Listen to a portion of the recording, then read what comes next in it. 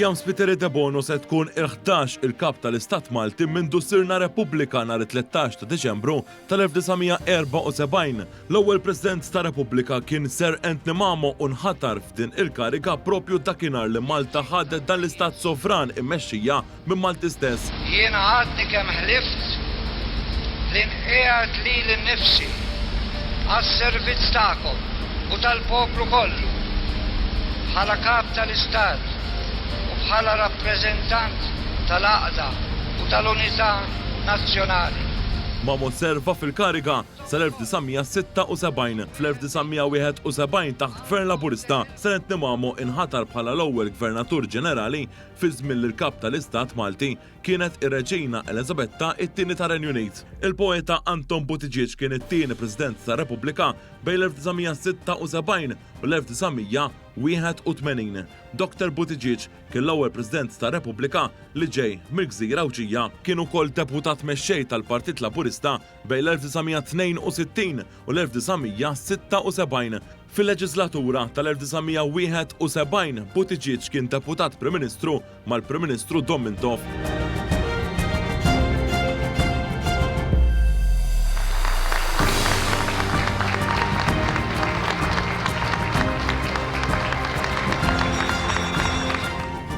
Jiena, Agata Barbara, solennement naħlef li naqdi fidelment il-karika ta' President ta' Malta u li skont l-aħjar ħila tiegħi nikkonserva, inħares u niddefendi il-Kostituzzjoni ta' Malta. Hekk Alla jgħinni. L-ewwel President mara kienet Agata Barbara li serviet bħala kap ta' Stat Malti bejn l-1982 u l-1987. Wara it-tieni Gwerra Dinjija, Barbara issieħbet fil-Partit Laburista u fl-elezzjoni tal-1947 iġiet eletta wkoll fil-Parlament. Wara l-elezzjoni tal-1955 mirbuħa mill-Partit Laburista, Agata Barbara saret Ministru għall-Edukazzjoni.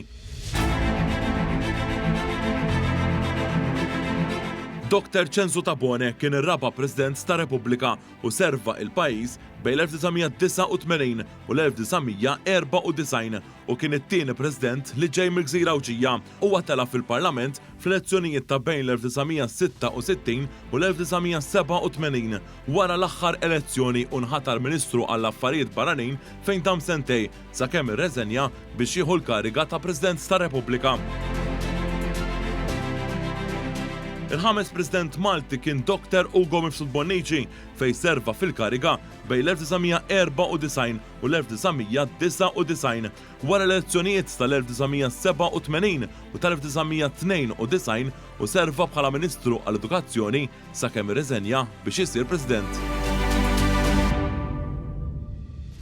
Wara fl-1999 il-Professur Guido De Marco sar is-sitt President ta' Repubblika. Wara li l-Partit Nazzjonalista rebaħ l-elezzjoni tal-1987, De Marco kien Viċi Prim Ministru fejn fl-ewwel 3 snin kien Ministru għall-Intern u wara fl-1990 u sar Ministru għall-Affarijiet Barranin. Fl-2004 eżatt wara li rreżenja minn Prim Ministru, Dr. Edi Fenekadami sar is-seba' President ta' Repubblika. Din kienet l-aktar deċiżjoni kontroversjali fil-ħatra ta' President, mhux biss għax Fenekadami kien prattikament innomina lilu nnifsu għall-ogħla kariga statali, iżda wkoll għax kien fost l-inqas personaġġi li setgħu jsibu l-appoġġ tal-poplu kollu jew jaqqat lil fazzjonijiet politiċi fil-pajjiż u għamel f'din il-kariga sal-2009 u sal-lum għadu l-ewwel u l-uniku President li wkoll serva bħala Prim Ministru. Fl-1977 Fenekadami sar kap tal-Partit Nazzjonalista u serva ta' Prim Ministru bejn l-1987 u l-1996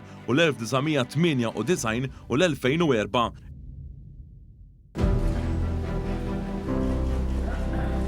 Jiena, Giorgia Bela, solennement naħlef li naqdi fedelment il-karga ta' President ta' Malta u li skont l-aħjar ħila tiegħi nikkonserva, inħares u niddefendi il-Kostituzzjoni ta' Malta.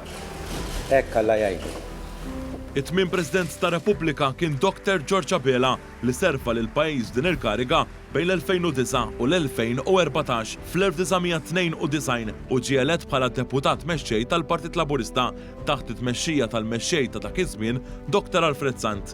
Meta l-Partit Laburista rebaħ l-elezzjoni tal-1996, George Abela inħatar bħala konsulent legali tal-Prim Ministru u kien jattendi wkoll għall-laqgħat tal-Kabinett tal-Ministri. Fl-2009 għall-ewwel darba mindu pajjiżna sar-Repubblika, in-nomina ta' George Abela bħala President ġiet approvata b'mod unanimu miż-żewġ partiti fil-Parlament bl-Oppożizzjoni Laburista taħt Joseph Muscat qablet mad-deċiżjoni ta' Gvern Nazzjonalista.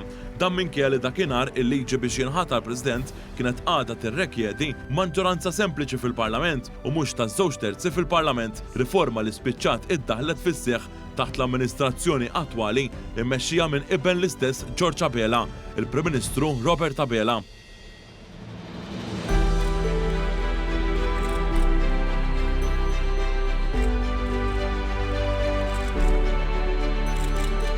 It-tieni mara innominata għal President kienet Mary Louise Colejro Preca li serfiet fil-pożizzjoni bejn l-2014 u l-2019 wkoll saret l-iżgħar President tar-Repubblika fl-età ta' 55 sena. Colejro Preca kienet membru parlamentari mal-Partit Laburista bejn l-1998 u l-2014. Wara ir-rebħa elettorali storika tal-Partit Laburista fl-2013, Colejro Preca saret Ministru għall-Familja u s-Solidarjetà Soċjali, iżda irreżenjat sena wara biex saret id-9 President tar-Repubblika.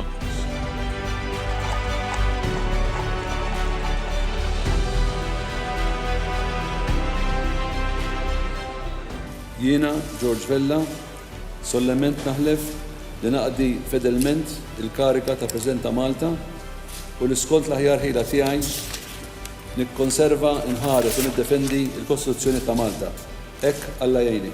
L-10 President ta' Repubblika George Vella serva bejn l-2019 u llum l-4 ta' April tal-2024. Bejn l-1992 u l-2003 Dr. Vella serva bħala deputat mexxej għall-affarijiet tal-Parlament tal-Partit Laburista. Meta f'Ottubru tal-1996 il-Partit Laburista immexxi minn Alfred Sant ingħata il-mandat mill-poplu biex imexxi il-pajjiż, George Vella inħatar deputat Prim Ministru u Ministru għall-Affarijiet Barranin u l-Ambjent. Dr. Vella reġa' nħatar bħala Ministru għall-Affarijiet Barranin wara ir-rebħa elettorali Laburista fl-2013 taħt it-tmexxija ta' Joseph Muscat. Fl-aħħar ta' tmeninijiet pajjiżna kellu wkoll aġent President lil Mikbi Pawlu Xwiereb li serva f'din il-pożizzjoni għal sentej.